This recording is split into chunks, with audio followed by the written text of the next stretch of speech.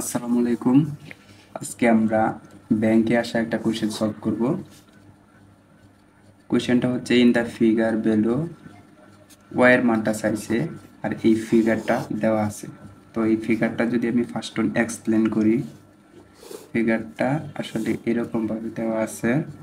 এইখানে 3x degree, এইখানে আছে 2x ডিগ্রি, আর এখানে ছিল y plus 30 degree 30 degree. Degree একটু ফ্রেশ করে রাখলাম। তাহলে যে বেসিকটা কনসেপ্টটা একটু লাগবে, এটা হইতেছে আমরা এটাকে বলি বিপ্রতীপ কোণ। বিপ্রতীপ বিপ্রতীপ কোণ বিপ্রতীপ কোণ।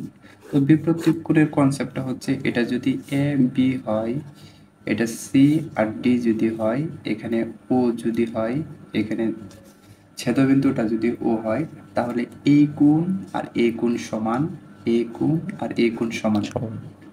অর্থাৎ এটার বিপরীত কোণ এটা আর এটা সমান। বুঝতে পারছো? জি ওকে। তো এই কনসেপ্টে আমরা সলভ করব ব্যাংকের কোয়েশ্চেন।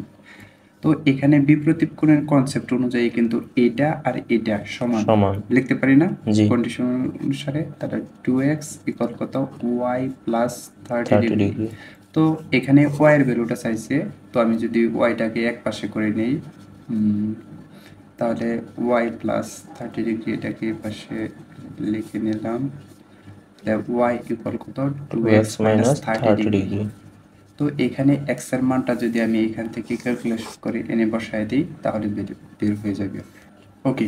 তাহলে এখান থেকে x এর মানটা যদি আমি বের করে নিই, তাহলে এইটুকু অ্যাঙ্গেল, এইটুকু যেহেতু একটা স্ট্রেট লাইন, সরল রেখা, তো এখানে অ্যাঙ্গেলটা তৈরি হয়েছে 180 ডিগ্রি।